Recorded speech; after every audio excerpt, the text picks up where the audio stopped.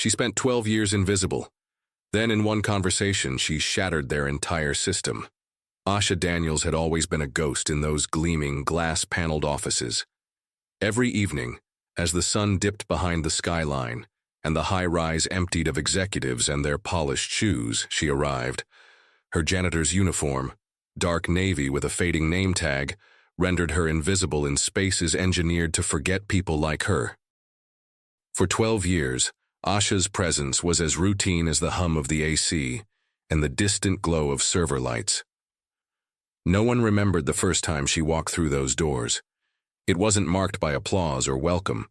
It was an offhanded, "You start tonight," from a shift supervisor too distracted to pronounce her name correctly.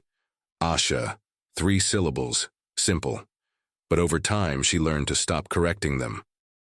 The offices belonged to Denholm Global Technologies, a name etched in glass and chrome, famous for AI development, enterprise solutions, and glossy magazine spreads about innovation.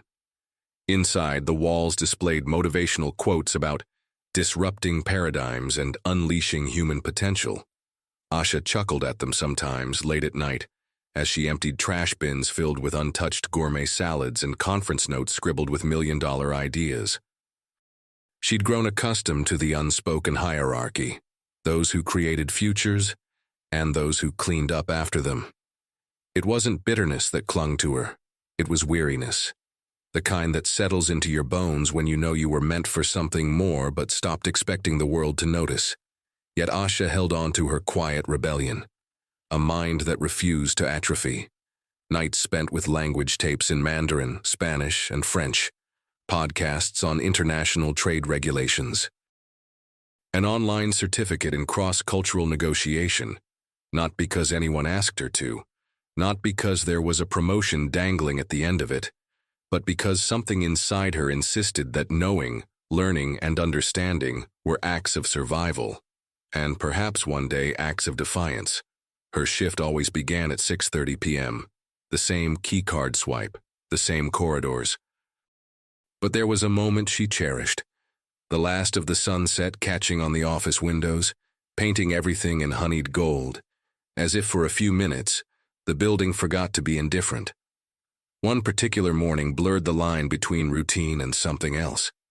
She was finishing her overnight shift in the executive wing, a space she wasn't normally assigned. White noise machines hummed softly. Conference rooms stood pristine. The scent of freshly brewed coffee hinted that the day's first meetings were near. That's when she heard it. A voice, uncertain, speaking rapid Mandarin tinged with a Beijing accent, asking for directions. A man in a crisp gray suit, standing awkwardly near the elevators, a visitor badge pinned to his lapel. Asha hesitated only a second. "Ni hao, shu yao bang mang ma," she offered gently. The man's eyes lit up with relief. They spoke for a moment, him explaining he was early for a meeting. The receptionist not yet at the front desk. Asha gave precise directions, switching smoothly between Mandarin and English to ensure he understood. She barely noticed the second man approaching, taller, sharply dressed in a tailored suit with a face she'd only seen on magazine covers and Forbes profiles. Elliot Denholm, the CEO. She felt her stomach tighten as he watched the exchange. Not disapproving, but intrigued. Before she could excuse herself, a woman in a corporate dress suit joined them, speaking Spanish. The visitor responded, but seemed confused again. Asha shifted effortlessly. "Quiere que le muestre la sala de conferencias?" she asked. The woman blinked, startled. "You speak Spanish?" "And French," Asha added softly, almost apologetically, unsure what made her confess that final part. For a few seconds, no one spoke. The executive assistant fumbled for words. Denholm's expression changed. A flicker of something unexpected. Recognition, perhaps. Or regret. The kind of look people get when they realize they've walked past buried treasure for years without noticing. "Miss?" he asked. "Asha Daniels," she replied, standing a little straighter. His gaze lingered. "Thank you, Miss Daniels." It was the first time in 12 years anyone here had said her full name. As she turned to leave, heart pounding, she could feel eyes following her. And something else. The undeniable shift in air when a long-ignored story begins to demand its place. That evening, as Asha cleaned those same polished floors, she didn't know that the conversation she'd stumbled into would become the catalyst for something far bigger than a promotion. That it would challenge long-standing assumptions, unravel quiet injustices, and reveal just how many invisible talents a building like this one could bury. She only knew that, for the first time in years, someone saw her. And in that moment, in that fleeting, delicate recognition, something unspoken cracked open. If this story of injustice and transformation moved you, don't forget to like, comment, and subscribe for more stories that turn pain into power. The sun hadn't yet claimed the sky when Asha clocked out, her body aching from hours of scrubbing away the careless evidence of other people's ambitions. The cool morning air met her skin like a balm as she stepped onto the nearly empty street, the city still yawning itself awake. She barely registered the rhythm of her footsteps or the hiss of distant traffic. Her mind replayed the moment in the lobby like a scratched record. The Mandarin, the Spanish, the sudden stillness in Elliot Denholm's face. For 12 years, Asha had lived in a world of silences, the kind where people didn't say your name because they didn't need to. They knew your title, your job, your uniform, and assumed that was all there was. Now, one unplanned conversation had shifted the air between her and the people in power. It wasn't a grand moment of triumph. No swelling music or slow-motion applause, just a fragile, flickering awareness that something had altered. By the time she reached her small apartment, Asha was too exhausted to do anything but collapse onto the worn couch. A cat she'd named Poe, black, scrappy, and defiant like her, leapt onto her lap. The apartment walls were lined with language books and secondhand paperbacks, a quiet rebellion against a world that had made its decision about who she was. Her phone buzzed. An unknown number. She hesitated, thumb hovering over the screen. Hello? Miss Daniels? The voice was clipped, polite. This is Marie Talbot, Executive Administrator to Mr. Denholm. He'd like to meet with you at 10 a.m. Asha's stomach knotted. It wasn't fear exactly, but something adjacent. The expectation that this could not be good. People like her weren't summoned to the top floor unless they'd accidentally broken something too expensive to replace. Is there a problem? No problem at all. He was impressed with your assistance this morning. Please report to the executive office reception on the 44th floor. The 44th floor. She'd never been higher than 22. I'll be there, Asha replied, the words tasting foreign in her mouth. She hung up, staring at the phone as if it might explain itself. In the corner, Poe stretched and yawned, unconcerned. Asha didn't sleep. She lay in bed, watching the ceiling crack with dawn's light, rehearsing worst-case scenarios. The floor manager complaining she spoke out of turn, an HR reprimand, a security escort out of the building.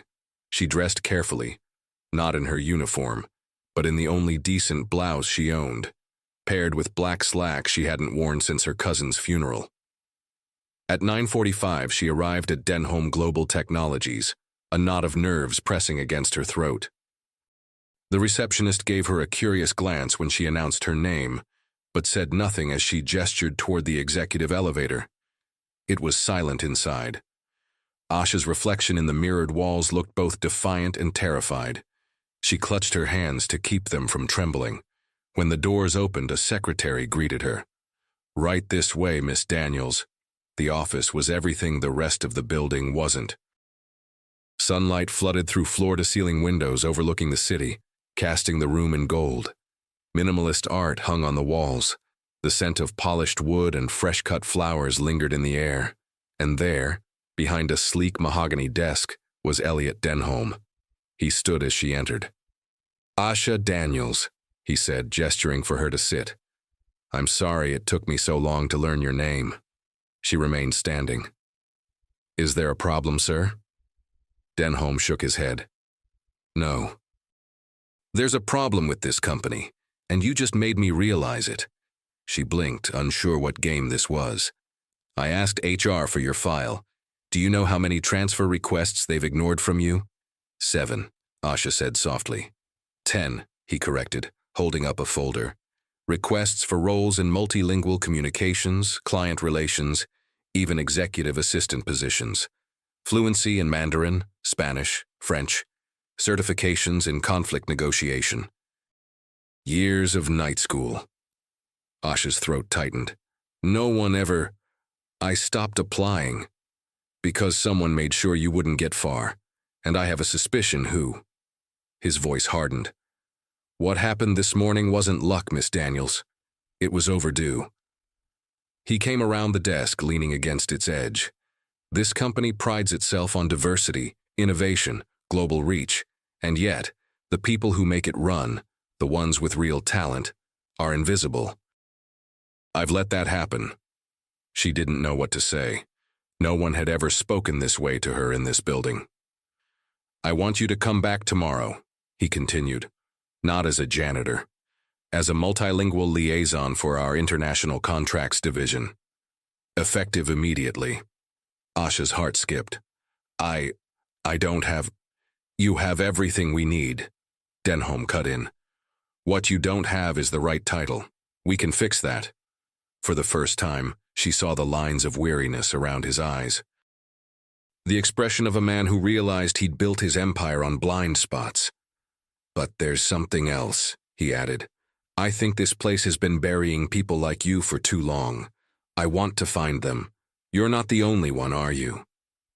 Asha inhaled sharply. Names, faces, quiet nods, and elevators. The unspoken network of cleaners, kitchen staff, and night shift workers who spoke 3 languages, held degrees from countries no one bothered to validate, and were asked to empty bins instead of led meetings. No, she said, I'm not the only one. Denholm nodded. Then let's start there. And for the first time in 12 years, Asha Daniels left the 44th floor, not as a ghost, but as a reckoning. The 44th floor had always existed as a kind of myth among the night crew, a place where the air was cleaner, the carpet softer, and decisions were made with the stroke of a pen that could change people's lives without them ever knowing it. Asha Daniels had never believed she would stand on it twice, but the next morning, there she was, her reflection caught in the mirror of the executive elevator, wearing the same carefully ironed blouse, but with a different posture. As the doors opened, the same receptionist greeted her with a warmer expression this time, directing her to a glass-walled conference room that overlooked the city like a throne room in the clouds. Asha felt the weight of that view, the unspoken message it sent. Those down below didn't matter unless summoned. Inside, Elliot Denholm was already seated, reviewing documents on a sleek tablet. When he looked up, his face cracked a smile that was equal parts relief and exhaustion. Miss Daniels, good. You came. She stood at the threshold for a moment before stepping in, unsure of what was expected of her in a room like this. She was used to silent entrances, unnoticed exits, not this. I nearly didn't, Asha admitted, keeping her voice steady. Denholm gestured to the chair opposite him. Sit, please. We have a lot to talk about. She lowered herself into the seat cautiously, her eyes sweeping the room. Subtle indicators of power she recognized from years of unnoticed observation. The branded pens, the platinum-framed photographs of global summits, the customized coffee mugs labeled with executive titles. After our conversation yesterday, Denholm began, choosing his words carefully, I started pulling files, yours for starters, then a few others. Asha's brow furrowed. He turned the tablet so she could see the screen. 12 janitorial staff members fluent in more than 2 languages, 3 security guards with degrees in international law, a cafeteria worker with a doctorate in engineering from Lagos, unrecognized here because no one asked. Asha's throat tightened. The names rolled in her mind like dominoes, faces she passed every day, people like her, shadow walkers in the corporate hive.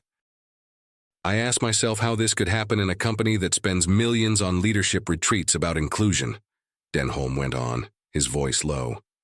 And then I realized, it's not ignorance, it's design. There it was, the thing so few in power admitted aloud. Asha met his gaze. I told you I wasn't the only one. No, he agreed, leaning back in his chair, but you're the first to get through. A soft knock interrupted them. A thin woman with sharp features and a clipboard entered, her posture rigid. Asha recognized her instantly. Marla Kavanaugh, head of human resources, a gatekeeper if there ever was one. Mr. Denholm, Marla greeted stiffly, not sparing Asha a glance. You asked for the quarterly reports. He waved her closer. Put them down, stay. Marla hesitated. It was the first time she appeared uncertain. Miss Daniels, Denholm said, his voice smooth but carrying an edge. Do you recall how many internal job applications you submitted over the last decade? 10, Asha replied, careful. Would you believe HR records listed only 3? Marla's face paled. I double-checked, Denholm continued. 7 were marked unqualified, not a cultural fit. The phrase landed in the room like a shot fired. I never saw those requests, Marla stammered. No, Denholm said quietly. Strange, since your digital signature's on every rejection. Asha didn't gloat. She didn't need to. The facts did it for her. For years, our HR department systematically blocked multilingual, overqualified staff from even being considered, Denholm said to the room. Most of them Black, Latino, or immigrants. Marla began to defend herself, but he cut her off. Save it. We'll be auditing every file you've touched. His gaze returned to Asha. I owe you more than a title. You showed me where my company was bleeding talent, so here's what we're going to do. He slid a new badge across the table. It gleamed, the silver letters reading Multilingual Relations Consultant. Temporary title, he said. Effective today. Asha's fingers brushed the badge, a tremor running through her. I want you to help me identify every single person in this building whose talents have been ignored. I want to see the names, the stories, the skills this place wasted. Asha drew a slow breath. You sure you're ready for what you'll find? A crooked smile. I'm counting on it. Marla remained silent, the realization settling over her like a storm cloud. And I want the names of every manager who signed off on those rejections, Denholm added coldly. Marla paled further. Asha stood, badge in hand. Then we'll start today. The door clicked shut behind her, and Asha felt the weight of 12 years lift a little. For the first time, it wasn't about a promotion. It wasn't even about her, it was about a reckoning. And this company wasn't ready for what it was about to learn. By the time Asha Daniels stepped out of the executive conference room, a strange hush had settled over the 44th floor. It was the kind of silence that comes before a storm, the quiet acknowledgement that something irreversible had been set in motion. The receptionist, who had once barely glanced at her, now stared openly, her curiosity barely concealed. A few passing executives slowed their steps as if sensing a shift in the air, but unsure of its origin. Asha didn't meet their eyes. She rode the elevator down alone, clutching the new badge in her palm like a talisman, feeling its weight both literal and symbolic. The mirrored walls reflected a woman she barely recognized. Steady gaze, unflinching shoulders, the edges of exhaustion replaced with something harder, sharper, not hope, not yet, but something close. When she reached the ground floor, security guard Rami was posted at the entrance, the same one who, for years, had nodded to her in silent camaraderie at the end of every long shift. Morning, Miss Daniels, he said now, deliberately emphasizing her name. Asha offered a small, grateful smile. Morning, Rami. He tipped an invisible hat and let her through. She crossed the gleaming lobby with a clarity of purpose she hadn't felt in years. There was one stop she needed to make before anything else. It wasn't protocol, and it sure as hell wasn't part of Denholm's agenda, but it was necessary. The service elevator to the lower levels rattled and groaned like an old man clearing his throat. The basement floor was a world apart from the spotless glass and marble elegance above. Here, the walls were stained and the lighting flickered. It smelled of bleach and old paper. Asha knew these halls better than she knew her own apartment. She found them gathered in the break room, a cluster of night staff nursing burnt coffee and microwave burritos, the faces of people whose names the company didn't know but whose labor it could not survive without. Maria from housekeeping. Evan from maintenance. Roy, the part-time security guard studying for his citizenship exam. Conversations hushed when she entered, the sound of the badge around her neck catching the light. "Yo, Asha," Maria called softly, frowning in concern. "You okay? Heard something went down yesterday." Asha didn't sit. She stood in front of them, this impromptu council of the invisible, and drew a breath. "I need your help." They exchanged wary glances. Evan set down his mug. "With what?" "Names," Asha said. "I need names, people in this building who speak 2 languages, 3. People with degrees, certifications, talents this company never bothered to ask about." A long pause. "You serious?" Roy asked. Not skeptical, just stunned. "Dead serious," she said. "What for?" Maria's voice carried a lifetime of cautious survival. "They gonna fire us if we start talking." Asha shook her head. "Not this time. I've got Denholm backing me. And more importantly, I've got proof they've been burying people's records, covering it up. It stops now." For a beat, no one spoke. Then Evan, the quietest of them all, spoke up. "I got a cousin on 3rd shift security," he said, his voice low. "Dude speaks Korean, English, and Japanese, masters in economics back home. Came here 7 years ago, can't get past night shifts. I know 2 in laundry," Maria added cautiously. "Twins from Haiti, French, Creole, English. Both used to teach." Roy lifted his hand. "My sister runs data entry at night, got a degree in mechanical engineering. Couldn't get anyone to even look at her resume." The room shifted. The wall of unspoken shame, of resigned silence, cracked. "Good," Asha said. "Write it down, all of it." She passed around a clipboard she'd snagged on her way down, watching as names began to fill the page, each one a quiet rebellion against the system that had rendered them invisible. When the list came back to her, Asha counted 22 names, 22 stories like hers, and that was only on 1 shift. "You're gonna make them pay, huh?" Evan asked. Asha shook her head. "Not pay, change. Because it was never just about revenge, not for her. It was about cracking open the walls of this monolith and showing the people inside what they'd missed, what they'd discarded. We've all been waiting for someone to notice," Maria said softly. "Then we stop waiting," Asha replied. She left the basement carrying the names in her hands like holy scripture, and as she crossed the lobby again, an executive passing by glanced at her badge, frowning. "Janitor," he muttered under his breath. Asha didn't slow. "Consultant," she corrected without looking back. It was a small moment, but it was the start. By noon, word had spread like wildfire through the undercurrent of Denholm Global Technologies. The night shift janitor, Asha Daniels, a name most had never bothered to learn, was now walking the executive corridors with a badge that made people check their email twice. There was a peculiar tension in the air, a mixture of curiosity and thinly veiled hostility, especially among those who'd spent their careers securing positions through whispered connections and unspoken rules. Asha could feel it, the glances that lingered too long, the conversations that fell silent when she entered a room. It wasn't new, but this time, it wasn't dismissive. It was wary. She carried the list of 22 names in a folder clutched under one arm as she made her way toward the executive floor. Every step felt heavier than the last, not from fear, but from the enormity of what she was about to attempt. When she reached Elliot Denholm's office, his assistant ushered her in without the performative pleasantries this time. Inside, Denholm was speaking in clipped tones over a call, though his eyes softened slightly when they met hers. He ended the conversation with a terse, "I'll handle it," and gestured for Asha to sit.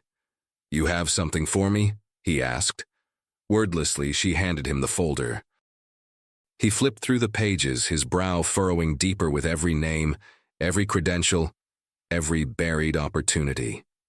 When he reached the end, he let out a long, measured breath. "Jesus," he murmured. Asha watched him, her voice calm but edged. "And that's just one shift, Mr. Denholm. There's more, plenty more." He closed the folder, tapping it against his palm. "This isn't incompetence. It's deliberate." "I told you," she said softly. His jaw clenched. "We've spent millions recruiting international talent while burying it in our own hallways. People with degrees, skills, fluency in markets we're desperate to break into." A knock at the door broke the moment. Marla Kavanaugh stepped inside, her expression tight. "We have a situation." Denholm didn't look up. "Unless it involves a fire or a lawsuit, it can wait. It involves a situation in PR and a situation in legal." "And a dozen directors who just heard about this," she snapped, tossing a tablet onto the desk. A headline blared across the screen. "Leaked report suggests Denholm Global's hiring practices exclude multilingual, minority staff from corporate opportunities." Asha's heart jumped, though she kept her face carefully neutral. Denholm picked up the tablet, scanning the article. "Who leaked it?" Marla hesitated. "We don't know yet." Asha did. The Quiet Alliance downstairs, the ones who'd filled out the clipboard, had networks too. Friends in shipping, nieces in social media, cousins in IT support. It didn't take much to let the truth bleed through the cracks. Denholm tossed the tablet aside. "Get every department head in the executive conference room, now." Marla stiffened. "Are you sure that's wise? The board?" "I don't care what the board thinks," he growled. "They built this mess. I'm cleaning it up." Marla glanced at Asha with open contempt, then left. Denholm turned to her. "You're coming too." Asha arched a brow. "To a board meeting? You're the reason this is happening, and I intend to make sure they see you while we discuss how to fix the empire they built by pretending you didn't exist." Asha's pulse quickened. The idea of sitting at a table surrounded by people who'd overlooked her for a decade was terrifying, but it was also right. "I'll stand," she said, "but I'll be there." Denholm smiled. "Good." They made their way together toward the executive boardroom, a sprawling glass and steel chamber designed to intimidate. Inside, the top brass of Denholm Global had already assembled, a sea of expensive suits and expensive egos. The moment Asha entered behind Denholm, a collective double-take rippled across the room. Some faces twisted in recognition, others in confusion. One or two in thinly veiled disgust. Asha didn't flinch. Denholm took his seat at the head of the table, tapping a button on the panel before him. A large screen behind him came to life, displaying two numbers: 47 multilingual employees in non-promotable positions, 83 unaddressed internal applications over 10 years. Gasps, murmurs. "Before you say a word," Denholm began, his voice like steel wrapped in velvet. "This is not a witch hunt. This is a reckoning." He gestured to Asha. "Many of you have walked past this woman 100 times. You didn't see her, not because she wasn't worthy, but because you chose not to look." Asha met their stares, one by one. The managers, the department heads, the VPs who'd never known her name. Denholm's voice dropped. "She speaks Mandarin, Spanish, French, and she's spent the last 12 years cleaning the offices you sit in while you complained about a lack of qualified diversity." A weighted silence. "I want every department head to submit a full audit of their team's internal applications and qualifications by tomorrow morning. If I find so much as one discrepancy, I'll replace you with someone who values people over pedigree." He leaned back, satisfied by the mixture of panic and shame in the room. Asha didn't gloat. She didn't need to, because now, the people who'd built walls around her were watching them crumble in real time. It wasn't just about her anymore. It was about everyone who'd been rendered invisible in places designed to forget them. And this was only the start. The afternoon brought a new kind of storm. Word of the impromptu board meeting spread faster than wildfire through Denholm Global's gleaming corridors. In the cafeteria, in elevators, in hushed corners of conference rooms, people whispered about the janitor who spoke 4 languages, the sudden audits, and the CEO's public declaration of war against the very hierarchy that had upheld his empire. And in the places where power gathered quietly, the executive lounges, the private Slack channels, the off-site cigar clubs, the smiling saboteurs convened. That's what Asha called them in her mind. The ones who wore progressive mission statements on their LinkedIn profiles but whispered complaints about quotas over scotch. The ones who spoke of mentorship while ensuring doors stayed closed to anyone who made them uncomfortable. They were afraid now, and nothing made dangerous people more reckless than fear.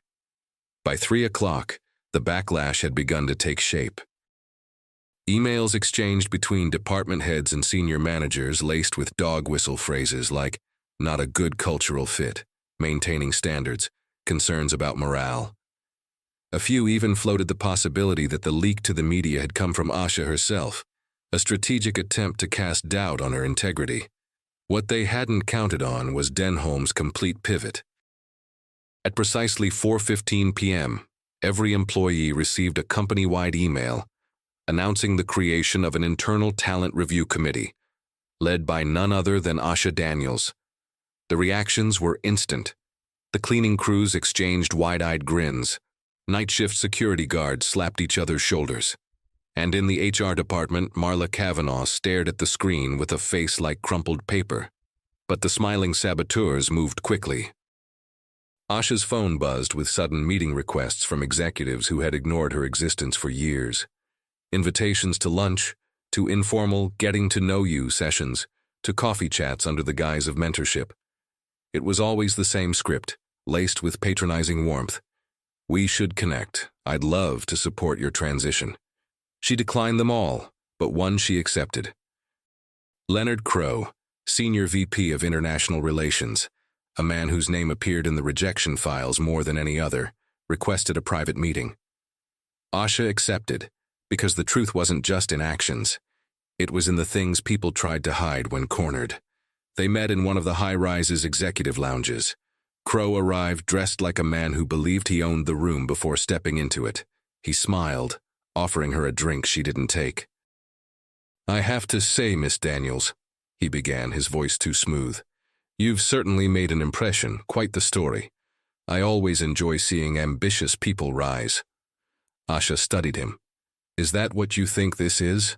Ambition?" Crow laughed. "Come now. No need to play the outsider anymore. You've arrived. And people are watching. It's important you manage expectations." There it was, the veiled threat dressed as advice. "You mean I should be grateful?" Asha said quietly. He didn't deny it. "Look, we've all had to make tough decisions in this business. You find ways to keep the company balanced. Too much change at once, and things break. No one wants that." Asha leaned in, her voice soft and lethal. "Things have already broken, Leonard. You just didn't notice." His smile faltered. A flicker of something ugly passed across his face. "I'm sure we can find a way to make this work," he said, a final, desperate olive branch. "I'm not here to make it work for you," she replied. "I'm here to make it fair." Crow opened his mouth, but before he could speak, Denholm's executive assistant appeared at the doorway. "Mr. Denholm would like to see Miss Daniels immediately." Asha stood, her gaze never leaving Crow's. "Enjoy the view while you can," she murmured, then left him sitting there with a drink he suddenly had no taste for. Back in Denholm's office, she found the CEO standing by the floor-to-ceiling window, watching the city hum below. "They're circling," he said without turning. "I know." He glanced over. "You ready to kick the door open anyway?" Asha's grip tightened around the folder she carried. "It's been open since the day I started speaking." A faint, grim smile. "I need you to see something," he said, gesturing toward the desk. Laid out were records from the past 7 years, promotion histories, recruitment notes, emails. Asha scanned them, her stomach tightening. The pattern was unmistakable. Multilingual, qualified employees consistently passed over in favor of less experienced hires connected to senior staff. Names erased, applications redirected, a machine of exclusion so methodical it could only be intentional. Denholm looked at her. "I let this happen." She didn't absolve him, but she nodded. "We burn it down now," he said quietly. "All of it." Asha lifted the badge hanging around her neck. "Then let's start." Because while the smiling saboteurs planned their sabotage, they failed to realize the war they feared had already begun. And this time, it wasn't waged in backrooms and board votes, it was happening in plain sight. And the woman they'd overlooked for 12 years was about to lead it. By the following morning, Denholm Global was no longer the company it had been 48 hours earlier. The walls looked the same. The polished marble floors still reflected the soft glow of recessed lighting, but the air had changed. You could feel it, in the tight smiles of department heads, in the brittle cheer of executive assistants, in the sudden cautious deference shown to people who'd previously been invisible. Asha Daniels walked those hallways differently now. Gone was the bent neck, the eyes fixed on the floor. In its place stood a woman carrying a leather folder thick with resumes, certification copies, and records of multilingual staff who, until now, had been trapped beneath layers of bureaucracy designed to keep them there. She stopped at the International Contracts Department first. The division had for years been the company's weak link when dealing with overseas partners. Embarrassing mistakes in translation, botched negotiations, and mismanaged cultural protocols had cost Denholm Global millions. And yet, no one had thought to consult the people cleaning their conference rooms, some of whom spoke the languages fluently. Asha entered the department's glass-walled conference room unannounced. Several project managers looked up, startled. "Miss Daniels," one of them greeted cautiously. "I'm not here for pleasantries," she said. "I'm here because your latest Mandarin draft for the Shaanxing Tech contract is riddled with mistakes that will turn $1 million deal into a diplomatic insult." A few faces flushed. "How would you—" "I speak Mandarin," she said simply, placing a marked-up version of the contract on the table. "And French and Spanish. And unlike the freelancer you paid $40,000 to butcher this, I understand not just the words but the nuances." They stared at her. Denholm arrived a moment later, carrying his own file. "She's right," he said, setting it down. "I reviewed the documents myself." One of the project leads, a pale man named Conrad Evers, sputtered. "Sir, we had it vetted by a firm your brother-in-law owns." Denholm cut him off coldly. "Effective immediately, Miss Daniels will oversee multilingual reviews for all international contracts." Asha arched a brow. "Consultant," she reminded him. Denholm smiled faintly. "Director, actually. Starting today. A sharp collective intake of breath. But the hiring process," someone tried. "I make exceptions for people who've already done the job better than the ones hired to fail at it," Denholm replied. He turned to Asha. "You have authority to assemble your own team." Asha laid the folder on the table and opened it. "These are the names." One by one, she listed them. Roy Davis, night security, speaks Korean, Japanese, and English. Marie Desrosiers, laundry services, fluent in Haitian Creole and French. Miguel Rivera, janitorial, certified in simultaneous interpretation, Spanish-English. Each name landed like a hammer blow against a system that had spent years pretending they didn't exist. "You'll be hearing from them," she told the stunned room. "And if you value your careers, you'll listen." No one argued. Asha knew the saboteurs would try to undermine her, through delay tactics, false compliance, and whispered campaigns painting her as unqualified or dangerous. It was already happening. The previous afternoon, she'd intercepted a company's Slack thread labeling her a diversity hire with a savior complex. Let them whisper. She was used to navigating minefields. What mattered was that, for the first time, the right people had a seat at the table, and already it was making a difference. That evening, as Denholm's team prepared materials for an urgent meeting with Dutch and Chinese partners, a junior analyst flagged a discrepancy in the Mandarin draft, one Asha had warned them about. The phrasing implied aggressive acquisition instead of partnership. It was a nuance only a native-level speaker would catch. Asha corrected it in seconds. "Who taught you Mandarin?" the stunned analyst asked. "My grandmother," Asha said quietly. "She was a diplomat in Guangzhou before she came here. No one asked me about her either." The analyst flushed with shame. Denholm, standing nearby, nodded. "Lesson number 1, he said to his staff. Stop assuming you know who people are based on what they wear or what hours they work." That night, Asha stayed late, not as the cleaning crew, but at the head of a project she'd been born for. One by one, her newly appointed team of overlooked talent trickled into the conference room. Some with hesitant steps, others with heads held high for the first time in years. Miguel, Marie, Roy, Evan. People who spoke languages beyond English, yes, but who also spoke the language of resilience, of survival, of quiet strength. Asha stood before them, heart pounding. "This isn't a favor," she began. "This isn't charity. You've earned this. You've always been capable.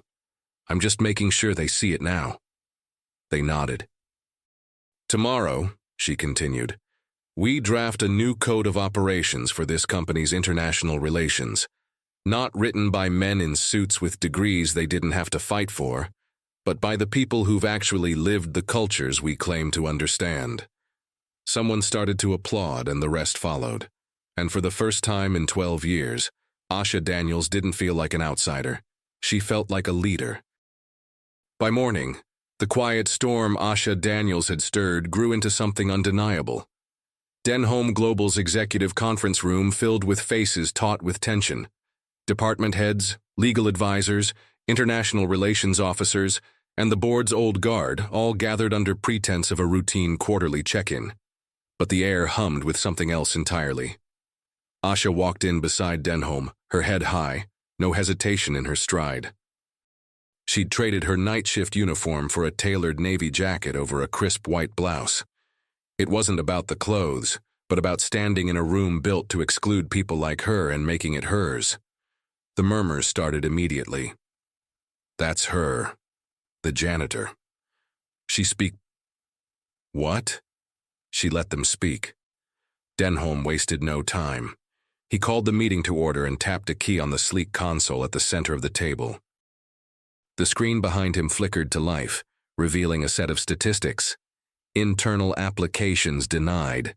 83% minority candidates. International Relations Department. 47% translation errors over 5 years. Outsourced language services exceeding $2.3 million annually. Avoidable with in-house multilingual staff. A gasp rippled through the room. "Ladies and gentlemen," Denholm began, his voice like a scalpel, "this is what happens when you build a company on perception instead of merit." No one moved. "I've tolerated it too long," he continued, "and this," he gestured toward Asha, "is the person who exposed it." Some faces flushed with shame, others hardened. "You're overcorrecting." One board member, a narrow-eyed man named Kellen Bryce, finally spoke. "Yes, we have gaps, but we can't turn an entire organization upside down over one disgruntled employee." Denholm smiled, humorless. "She's not disgruntled. She's better at this job than half the people in this room. And unlike you, she saw the cracks because she lived inside them." Bryce pressed on.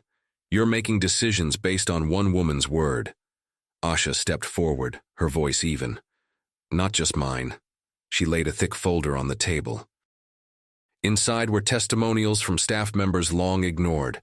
Security officers, custodians, kitchen workers, data clerks, people fluent in languages ranging from Arabic to Tagalog, degrees earned overseas, certifications dismissed by hiring managers like Bryce.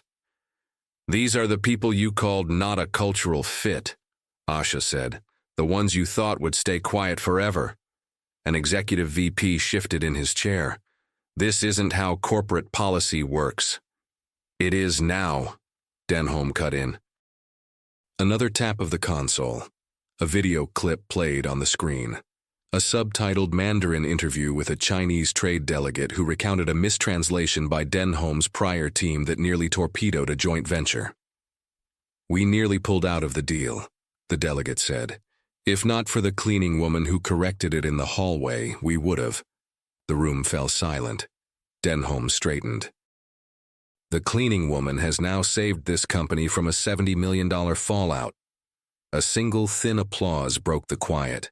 Asha turned to see Roy from night security, standing just inside the doorway, clapping once before others joined him.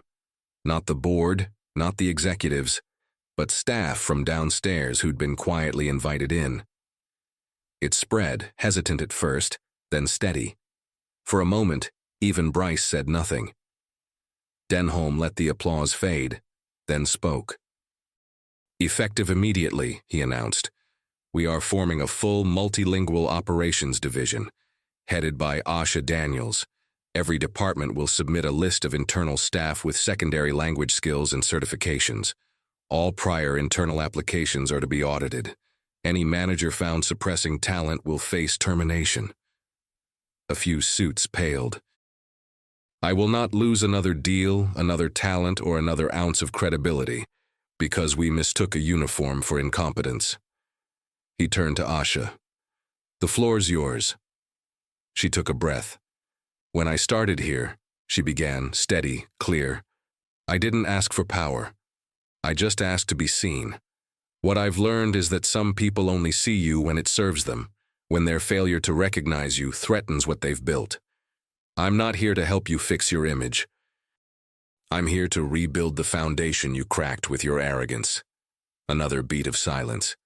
I'm bringing the overlooked with me, she finished, and if that makes you uncomfortable, you're welcome to step aside. No one did. Asha held their gazes one by one. The men who'd ignored her, the women who'd looked through her, the saboteurs who'd tried to sabotage what they couldn't control. She saw their discomfort, their shame, their begrudging, bitter respect. And she knew it wouldn't be the last time she'd have to fight them. But for the first time, she wasn't alone. Behind her stood the names on that list, the janitors fluent in French, the dishwashers who spoke Mandarin, the clerks with master's degrees, the quiet strength of people who refused to be invisible any longer. And they weren't going back. Not now. Not ever. The days that followed were unlike anything Denholm Global had seen in its long, monolithic history. It wasn't a revolution with protests in the lobby or strikes on the streets. It was quieter, more intricate. A transformation engineered by people who had, for too long, been forced to exist in the company's blind spots. Asha Daniels moved through those marble corridors no longer as an anomaly, but as a reckoning given flesh. Word spread fast that the new director of multilingual operations wasn't interested in polite gestures or symbolic hires. The department heads quickly learned that Asha didn't care about office politics or fragile egos. What mattered were skills, lived experience, and the ability to see what others missed because they never cared to look. She built her team from the margins. Miguel Rivera left janitorial duty and took over Spanish and Portuguese document review.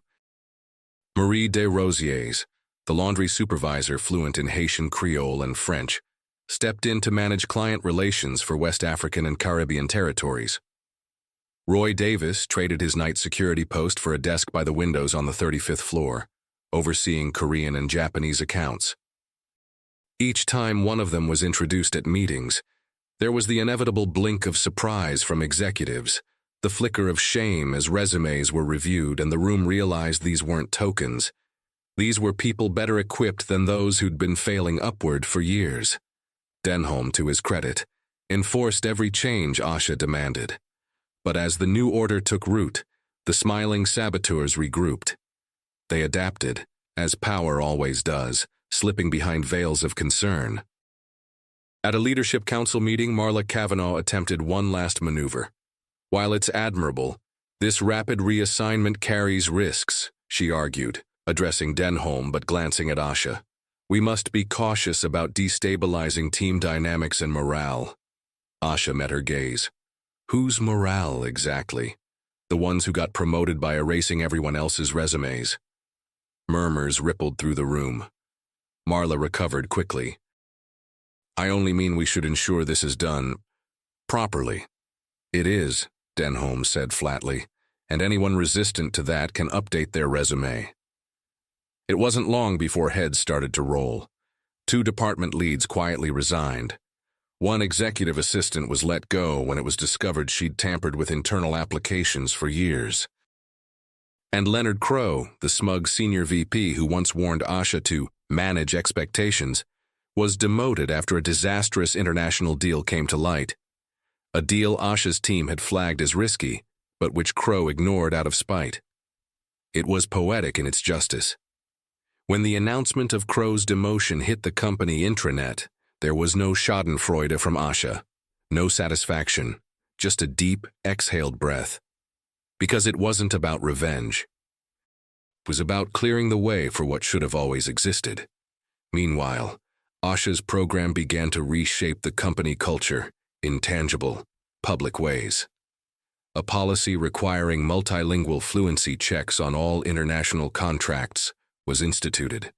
A mentorship pipeline for staff with foreign degrees was created, paired with credential validation services, so people's past accomplishments abroad no longer vanished in translation.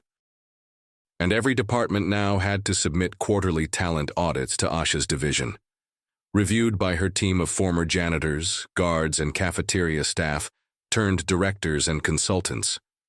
The changes reached beyond corporate walls, too. When word of Denholm Global's overhaul hit the press, it sparked a wave of similar audits across rival firms. Whispers of other buried talents, other silent workers, began surfacing across the city's corporate towers. Asha started receiving anonymous emails from staff at neighboring companies. I saw what you did. I'm hoping we can do the same here. They don't see us yet, but now we know we're not alone. She printed every message, pinning them on a board in her new office overlooking the skyline. It became a wall of voices long silenced, now refusing to go back. Denholm stepped in one afternoon, watching her tack a new message to the board. You realize you've started something bigger than this building, he murmured. Asha didn't stop working. Good.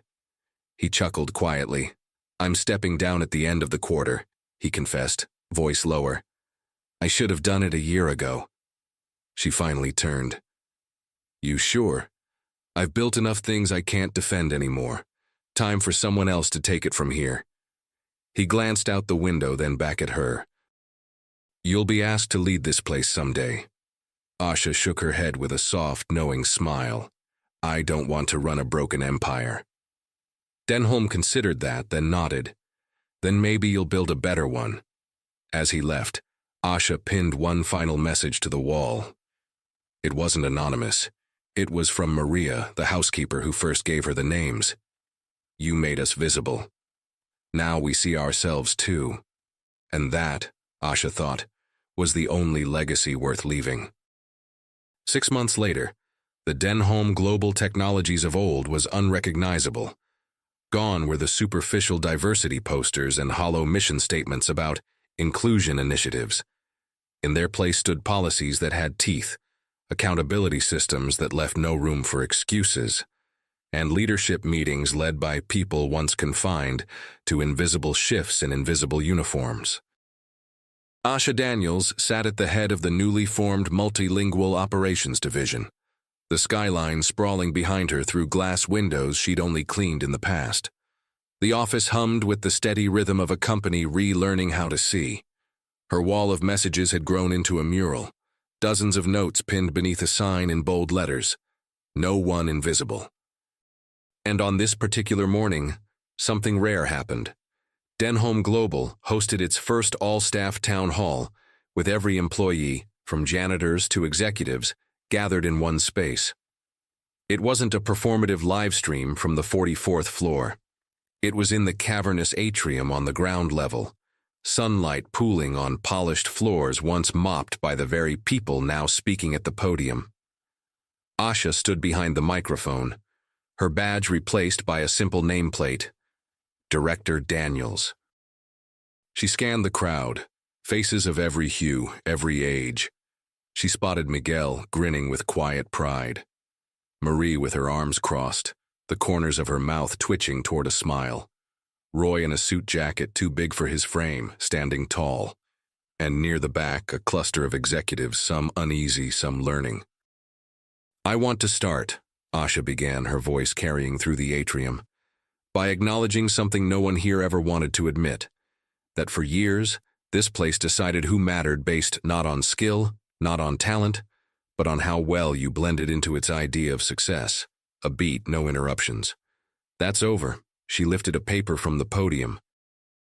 "Since launching the internal talent review, we've promoted 39 multilingual staff, reinstated credentials for 24 immigrants whose degrees were dismissed, and saved this company $4.7 million in international deal errors. Not by hiring new faces, but by finally looking at the ones already here." A cheer rose from the gathered staff. It wasn't polite applause. It was raw, unfiltered. "I'm not going to pretend this fixes everything. It doesn't. Bias doesn't vanish because a policy changes, but culture shifts one decision, one confrontation at a time. And I promise you, as long as I'm here, no one's name is getting buried in a stack of rejected applications again." Another round of applause. Denholm, watching from the sidelines, gave a small, respectful nod. It was his last official day. Asha gestured to the screen behind her, now displaying the faces of staff who'd stepped into new roles, many in offices around the world. Not a staged photo, but snapshots from their own cameras. A mother with her children in Lagos, a former security guard now presenting at a Tokyo trade summit, a grandmother at her graduation after finally getting credit for her credentials. "This isn't charity," Asha continued, voice firm. "This isn't about optics. This is a business built by every hand, every mind, every voice in this building, and the days of us being silent are done." A roar of approval surged through the room. Some clapped, some wept. A few stood stunned, confronted by a truth they'd spent years evading. Asha left the stage as the next speaker took the podium, weaving her way through the crowd. People touched her arm, thanked her, called her director like it meant more than a title now. She slipped outside for a moment of air, stepping into the late afternoon light. The city stretched out before her, ruthless, beautiful, and hungry as ever. But something had shifted. In the quiet hum of her phone came a new message from a name she didn't recognize. "We saw your story. We're starting our own." Asha smiled, because she knew this was never just about one company, one badge, or one stormed boardroom. It was about all the people in all the places where worth was measured by how little noise you made. And it was about what happened when one of them finally refused to stay quiet. In a world so good at teaching people to disappear, Asha Daniels had made herself impossible to ignore. And now, she wasn't the only one. As the sun lowered behind glass towers and new voices filled the halls of Denholm Global, the mural of messages on Asha's office wall cast long shadows, each one a promise. "We see you, we hear you. We're coming too," and the empire would never be the same again. If you've ever felt invisible, drop a fire emoji in the comments and share it with someone the world keeps overlooking. There's a peculiar kind of silence after a storm, the heavy, aching stillness where you take inventory of what's left standing and what was better off swept away. Asha Daniels sat alone in her office that evening, the city's lights flickering like scattered embers outside the window. In the quiet, she could still feel the echoes of the day, the tremor in Roy's voice as he addressed a boardroom for the first time, the steady resolve in Marie's stride as she handed off a report in fluent French, the swelling applause that hadn't come from duty, but from recognition. For the first time in years, she wasn't chasing visibility. She wasn't translating her worth into someone else's language. She was speaking in her own. The empire hadn't crumbled. It had bent. It had cracked, and through those fissures light poured in. It struck her then how many people move through life convinced that power belongs to the ones who inherited the tallest buildings or the deepest pockets. But real power, the kind that reshapes systems and rewrites futures, was always in the hands of those made invisible by the very structures they kept afloat. And when they rose, when they dared to name themselves, claim space, lift others in their wake, there wasn't a boardroom big enough to contain it. Asha leaned back, her gaze settling on the wall of names and messages. It wasn't hers alone anymore. It was a monument to every unspoken story, every buried resume, every accent dismissed, and every "you don't fit" moment endured by people who'd been told to clean up after other people's dreams. Not anymore. Not here. And as long as she breathed, not ever again. This was what transformation felt like, and it was only the beginning.